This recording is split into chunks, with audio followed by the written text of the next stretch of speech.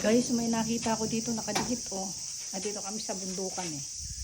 Dinalaw ko yung mga halaman ko. Nilagyan ko ng tubig. Tapos pag tingala ko, nakita ko oh, ano yan? Musindiro ko rin. Oh. Nadikit siya oh, kaya maganda siya. Maganda siya talaga.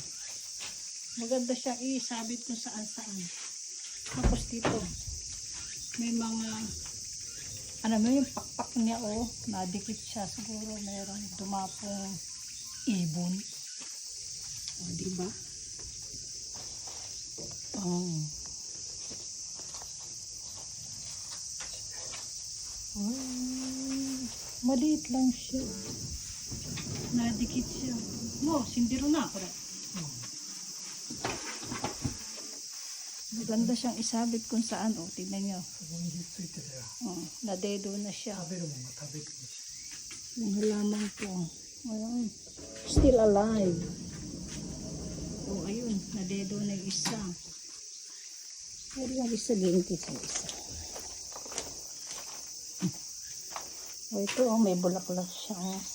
Ito, medyo mahaba siya. Naghihingalo na. Ganda niya. Itong lusog niya. Yung rose ko, isang rose na lang ang natitira. Red talaga ang malakas. O, diba? Red rose na lang ang malakas. Ayan. Yung pink, orange, tsaka dilaw. Namatay na. Ito, naghihingalo na yung isa. Ayan. Naghihingalo. Wala na siyang ano. Ayan. Bye-bye muna, guys. Uwi na kami.